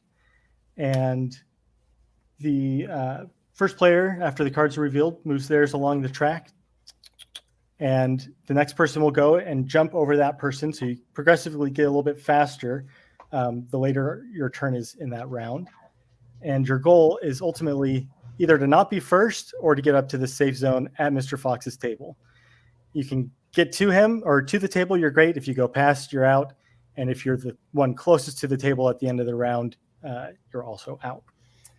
The way that you know that triggers is every round we have a couple of cards that come out. There are meal cards and there are time cards. The time cards tell you how many foxes can get added. So every card has 0, 1, 2, or 3. And then there's some that even take a fox away with a little crossed out fox. And once all the counters are on there, so in this round, 7 of them, then that's when the rounds would be over at the end of that turn. The meals all add a different rule for the round. In this case, during breakfast, Mr. Fox rewards people who are in first place. So if you start your turn in first place, you go an extra spot each turn. And then also if someone plays a rabbit card. So there's a lot of these meals trigger, again, based off of the special icon in the corner. So they serve a few purposes there. The ultimate goal, like I said, is to be as first is the worst, second is the best. So you score your points according to whatever spot you land on, unless you're in first place or you get eaten by Mr. Fox by going too far, or you're in that first place position and you don't score anything for that round. And the game goes the entirety of the 8 meals on a typical playthrough, but you can shorten it by doing specific meals paired with specific times. But I have found a lot of people enjoy the randomness and the pairings. That adds a lot of replayability and a lot of fun. And it evens the playing field across the ages. Absolutely. Yeah. So that's Dinner Time with Mr. Fox. So that one definitely had the pretty. I wish I could show you the tabletop. This is all self-designed. There's a little AI art that I use for inspiration, but I did a lot of polygon art and a lot of things on top of it and changed. And I learned a lot through this process. This is the first one I've added a lot of art to, knowing that my understanding is that a lot of, if you're publishing through someone else, they may change it. I know that the theme can translate to a lot of things. You could be delving into a dungeon, getting close to the dragon. You could be putting your neck out on the corporate line, whatever it is. You can retheme it. This is just something that, because of the inspiration for the game, I thought really fit. Oh, it fit. The theme fit the concept of the game. I was an elementary school teacher, and this is something I saw on the playground a lot, but also translates well. I will say, can you hold up the cards again so that we can, because there's a bit of a glare because they're sleeved. Yeah. So we can see just the cards. Yeah. And go through a couple. Sure. So this one's a 2 with nothing on it. I guess a lot of these are going to be kind of in order. So I separate them by their little food type up here. So that way, when you're dealt your 10 cards, you get an even spacing. So everyone will have a blueberry, which is 0s, or one of the ones with a special wording on them. Some of them have. Yeah, I more wanted to see just what the types of card. Yeah. Oh yeah, sure. Oops, sorry. Yep. So most of them are just numbers. Occasionally you have every food one has a special rule that you can use. So the reason I'm asking is because you said you think it could go lower than 8. I'm assuming the reason it's at 8 is because of the writing. Correct. But that's open information. So an older person, an adult or older sibling could read. Absolutely. Okay. It helps with them choosing the card beforehand because to me, this is an ages 4 and up game, except for that. And you really that would be the one thing in the design that I would, as a publisher, want to work on because thematically, I think the theme is perfect, but I think it's more interesting to a younger or even 6 and up, because you start getting older and kids want to do more grown up things. And it's a little bit harder to get them to play something that's just the theme, which is beautiful, and I love it. But I think that enticing younger kids to play it and getting them sooner is going to be easier than 8, 9, 10, and now they're already aged out of it because they want to play something that seems cooler because absolutely. With the theme, that definitely is a thing. I've rethemed or redone the design a few times. Gameplay wise, I will say that it hit surprisingly really well with a lot of teens, nieces and nephews and things and their friends that age range. I was not expecting them to enjoy it, but because of kind of that push your luck mechanic, you're never sure what someone else is playing. So then it's more kind of like gambling, and they take that. So that's when they can get the strategy of it and kind of, but in a way that is fun, but without money involved. That plays into your. Michael, Go ahead, Starla. What type of tokens are you using to advance on the track with? Right now, I'm using just cubes. Just cubes, so there won't be. So as a person who's advancing, are you using characters? Or you just everybody's just a general token?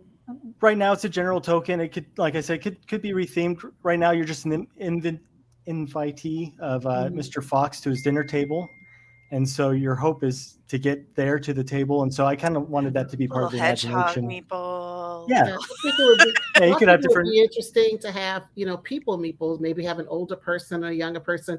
Maybe if it's a younger person, like with the Little Red Riding Hood, she gets to the fox, she gets eaten first. So I mean. It's just my thing, so maybe some different people, but maybe having those little minis or something, standees, whatever, I think that would add a little more flair to the game than just using tokens to advance.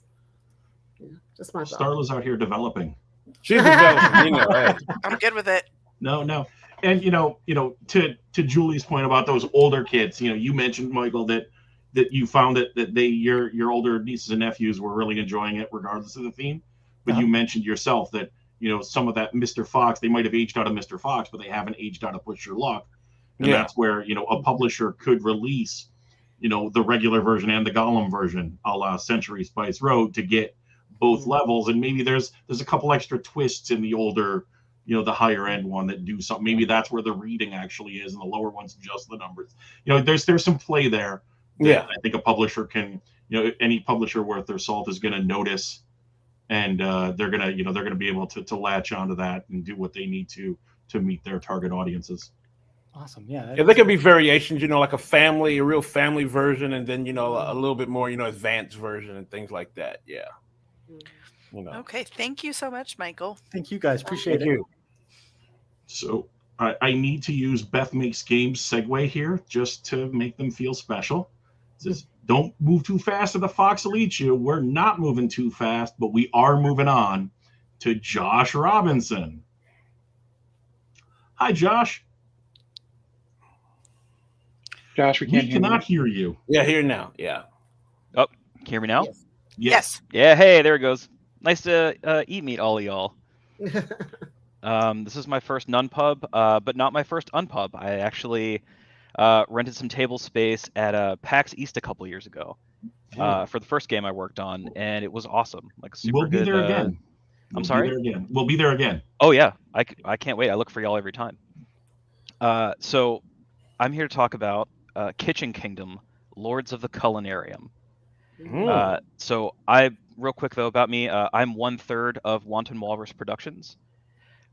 We make fun games that we think that your enthusiast friends will like, but also, your mainstream friends, your Nana, just games you can bust out, play with friends. We're not going to be the game you play all night. We're going to be the game you play between games. Or again, you're at a con, you want to play something simple, something easy, something funny. That's what we're here to do. Okay. And like I said, this is our second game. Our first game, Cards the Attacking, was successfully kickstarted back in 2014. So this is the second project we're working on, and we have another one in the books. But without further ado, I'm going to present Tabletop Simulator, and we're going to see what this looks like. All right, Tabletop Simulator, go. Hey, there it is. Okay, so in Kitchen Kingdom Lords of the Culinarium, you're playing a competitive card-based cooking game for 3 to 6 people. So I kind of describe it as like poker by way of Top Chef. So basically what you're doing is like each player is the proprietor of a food cart in the mystical city of New Essen-Machen, which for you German speakers out there means food make. I don't speak German. Your goal is to serve hungry adventurers as they are going like basically in and out of the city. They're going to go out and they're going to delve in some tomb, or they're going to disturb some forgotten city, and they are quite naturally hungry as a result of this. But competition is fierce. And so each cook in the culinarium is competing to be the first person to serve the customer. So the way that works, so we have kind of the table set up here. Right now, this is set up from my perspective since I'm the only player at the table, but you can have 3 to 6 players. We find going lower than 3, it's kind of hard to compete if you start getting like trading ingredients. So 3 feels like a good kind of tension point. So the way a normal round works, so we'll say we're at the start of the game here. So first thing I'm going to do is I'm going to go over here and I'm going to draw 5 cards. And these are my ingredient cards, right? So these are what I'm going to use to actually make the dishes that the customers are going to want. And you can see here we've taken kind of traditional dishes and then like, yeah, throwing some fantasy flavor on them. You can see here the Eldritch Berry, which was pregnant with non-Euclidean flavors. Stalkery, which is right behind you. And the Ogre Wheat, which we would caution contains mega gluten. So you're going to use these ingredients to make dishes from the Universal Cookbook. This is the sort of approved list of dishes in the city. Every player will have a copy of this. This is included in the box. So rather than having a big standee, everybody will have a reference card. So what I'm going to do is I would draw the first customer here. Let's see. Slab Hard Cheese is coming out from a long day of adventuring. And Slab wants one of 2 dishes, either the Vegan Delight up top or the Short Stack. And we see something else about Slab here. We see that Slab has a special ingredient that they prefer. In this case, some sort of jellyfish thing. So once I see that and the dishes are announced, everyone, same time, is going to check the Universal Cookbook against their ingredients and try to be the first person to make a dish on here.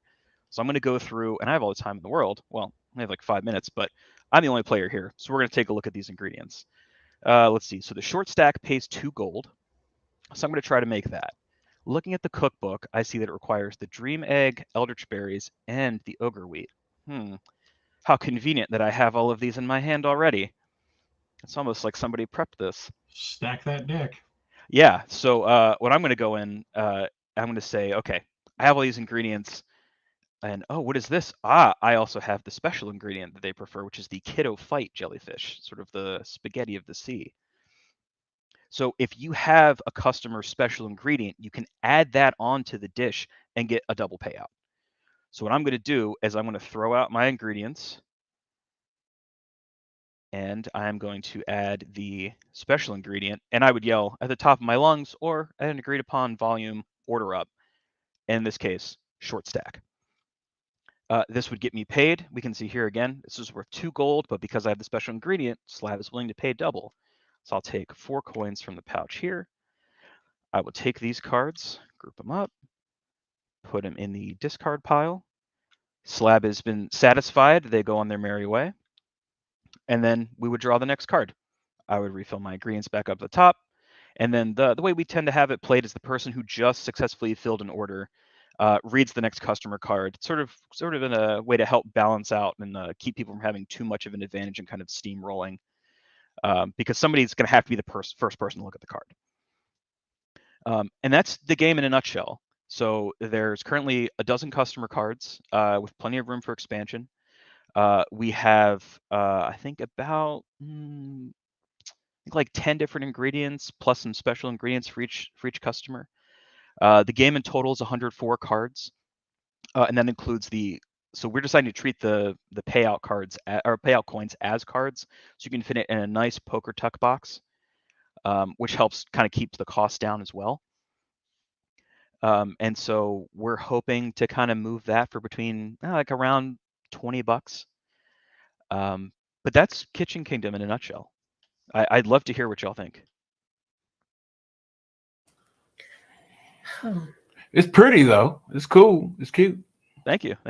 But the thing is, now you're gonna have some of those adventurers. They're gonna be kind of humankind, right? Oh yeah. It takes all kinds. And it's gonna be diverse, right? Yes, sir. All right. We asked our artists to just do like 1 or 2 for the demo. Yeah. So the only components are going to be cards and coins? No, it's gonna be Yes, and it's all going to be cards. Yeah, it's Oh, gonna so be you all have to put your own cards. coins? No. The cards are gonna be coins. Oh, the Yes. cards are going to be coins. Yeah, Okay. so we're going to have cards printed that have like basically like 1 coin in the front, 2 coins on the back. Are you publishing this yourself? We are open to that, but we'd very much like to pursue a publisher relationship. So then you're not sure. You're giving the option to the publisher to do either or. Yes. Yeah, that's just sort of our recommended approach because it keeps costs down. Yeah. It can. It does, but at the same time, if you want to charge $20, you should probably have some tokens. Yeah, fair point. If you want it to be $10 or $12, you can have it be all cards and be in a tuck box with a little hanging pouch, and then you're also trying to get it into Target. That's Yeah. that's how that works. Which, hopefully this is the kind of game, to your point, that would hopefully be successful in a like a Barnes and Noble or so yes. Exactly. There are several other games of a very similar nature to this. Most of them not in the fantasy theme, but of a very similar ilk. What do you have any? When a publisher brings that up, what is your response? What makes this one different? What makes it unique? That kind of a thing. I think the theme and I think the rate of play is something that kind of keeps people interested, keeps people engaged, and can kind of help differentiate us from something like Sushi Go, for example. Mm-hmm. Okay. Is your intent that you would play through all the customers, play to a certain dollar value? Like So where we have where would the end of the game be right now? So we have some recommended rules in the box. Our recommendation is like first to 10 gold. But again, this is all tweakable. Same thing for the rate of play. So the default rules are, hey, everyone's playing at once. You can trade cards. You can kind of race to the finish. But you can also have an agreement at the table. It's like, hey, we're gonna take it slower. We're not trying to do like sort of like Twitch game here. Take your time. First person, when you think you're good, put your hand up. Next person, put your hand up. We have it designed too. So if one player can make one dish, another player can make the other dish, you both win that round, and you can both get paid. So is it a co-op or is it competitive? It is competitive. Competitive. Okay. All right. But you work with your But I money. think it's how many daggers people have is up to the players. Well, this is 3 up, right? 3 players up. 3 to 6. 3 to 6. Okay. Okay.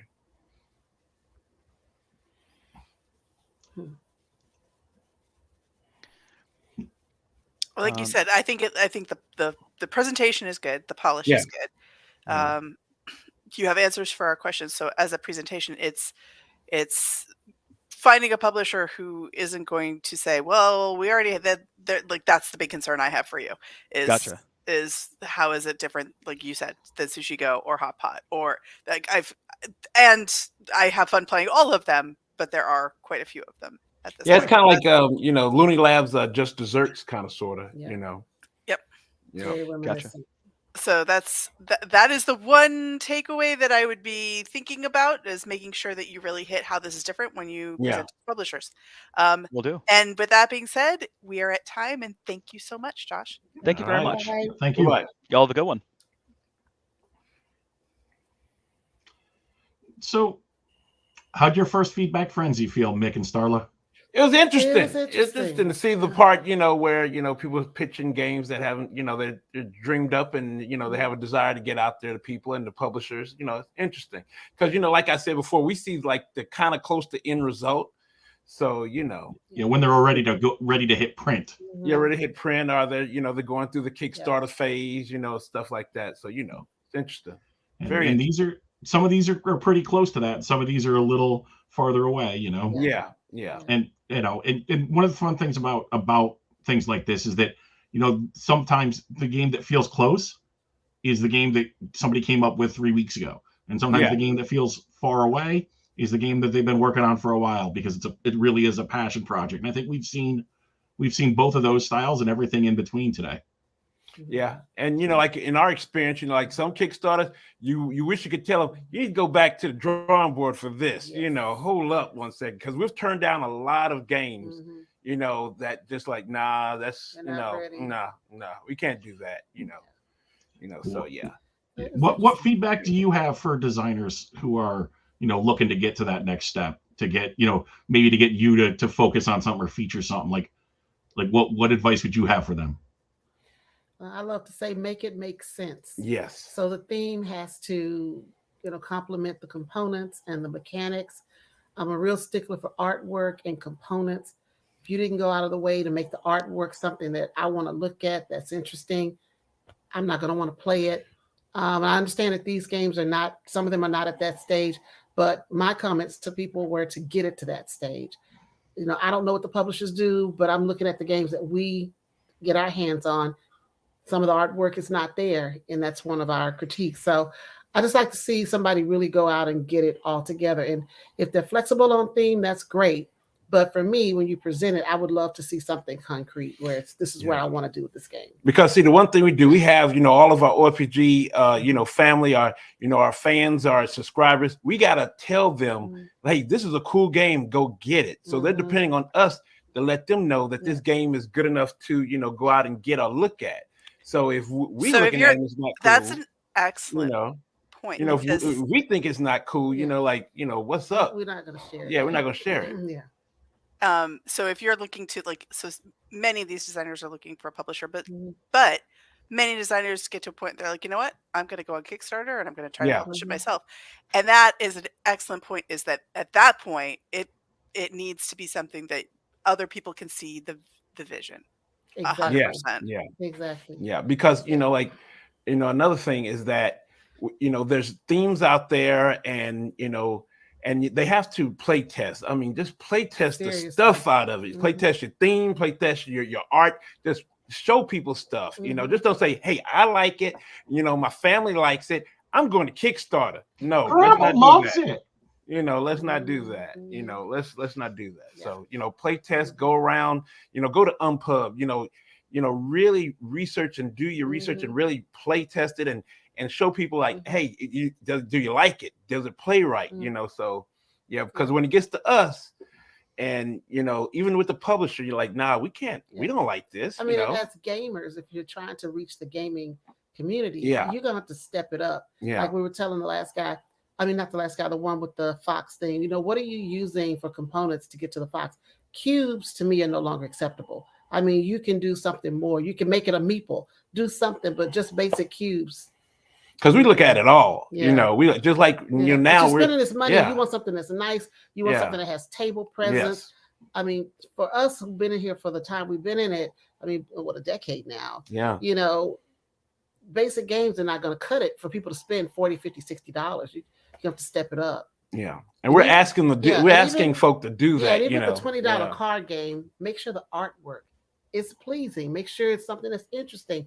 Otherwise, why are we spending our money when we've got 1,000 games? Why spending more money? Because you really got to show yourself. Because just like Starla said, it's over 2,000. There's a ton of games coming out. I mean, 2022 was a banger year because it was some games coming out. Yeah. And like we're saying, we've played so many games, and it was so many games at the beginning of 2022 that was forgotten by December 2022. And all these lists of top 10 games, they were just talking about the games from summer to December. But the ones from January, to April, it was some really good games, but they were totally forgotten. Yeah. So you got to really bang it and bring it out there so people can remember it. Yeah, you got to. It's a lot of busy designers during COVID. The file that came out. Yeah, you gotta make sure that experience is great. And we sit here and a lot of designers get into the mechanisms and the balance, and they focus on those. So I think it's interesting having your perspective on here too, because you're focusing on a whole product and kind of the experience with that whole product, where Julie as a publisher, she's focusing on the ability to sell that product. And so we all kind of come at this from different angles, and our feedback reflects that. So I wouldn't want any designer to take any one piece. Right. I'm looking at it. This is the design. How am I going to make it that full product? Yeah. How am I going to keep true to the design and add and enhance so that it is pretty to look at, pleasing to, tactilely satisfying, and still keep it at a price point that people are going to go like, yes, that is worth my hard-earned dollars. And then when it's in that package, Mick and Starla, they're over there talking about it because, you've the designer, the Unpub, they've taken it to that point where, you're taking it the next step, and then Mick and Starler help get it over at the end because they're spreading the word to people who might not know about it otherwise. Yeah, but they still have their obligation to their audience as well. We do. So we all have our obligations that we need to meet along the way. So if we don't believe in the game, we're not going to talk about it, and we will definitely tell a publisher or someone who's doing a Kickstarter campaign that we just can't do it. And we do that on a regular basis. We're just not going to put anything on our channel because the people that watch us depend on us giving them honest feedback. We don't like to bash games, so to keep from bashing games, we're just not going to talk about the game at all. We won't cover that. It's just the way we have to do it. That's more than fair. I assume it's the same for you, Julie, right? You're not going to work on something. You're not going to move something forward unless you care about it. Right. That is 100% true. If I don't see the passion of me playing it, because I'm going to play it 1,000 times before all is said and done. I'm going to play it. I'm going to play test it, and then I'm going to bring it to shows, and I'm going to be playing it there. I'm going to bring it to retailers. I'm going to be playing it with them. If I'm going to have to play it hundreds and hundreds of times, I have to find joy. Exactly. Yeah. Exactly. So my advice. So everybody tonight, again, like you said, it was like I saw people. I saw what I feel like is old friends at this point because I've seen them several times coming to this. I saw brand new people across the board. Every time you get in front of somebody and share a little piece of yourself, it's a hard thing. So I appreciate every single person who does this every single time. A reminder, when you do, I'm going to keep it simple.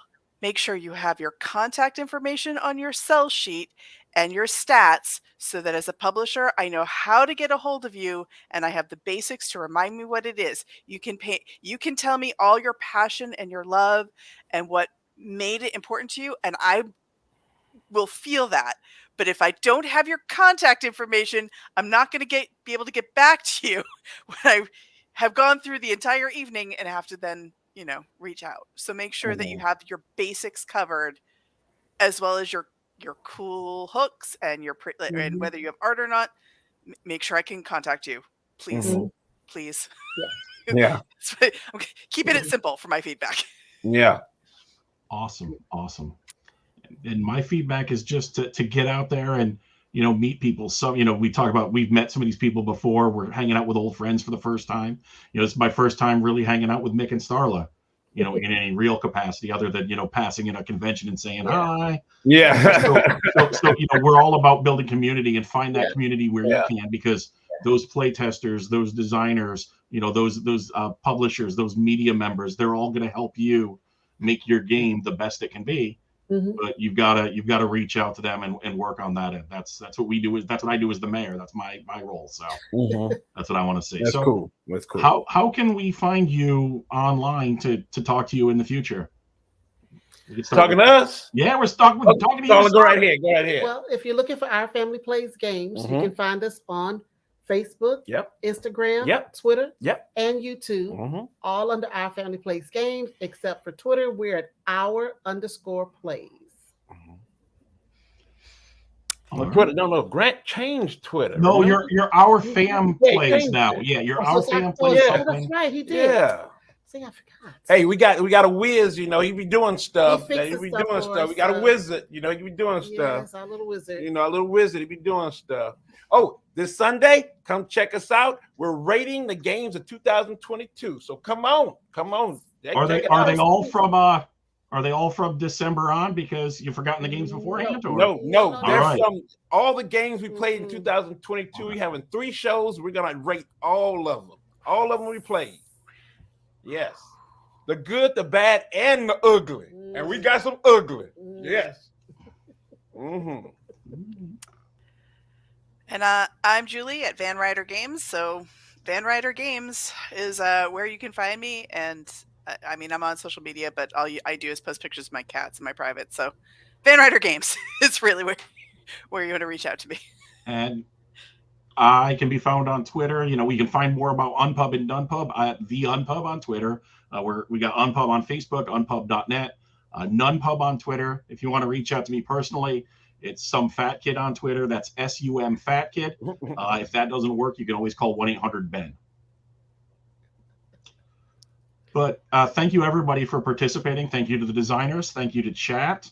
I think this was a successful feedback frenzy, and I can't wait for the next one.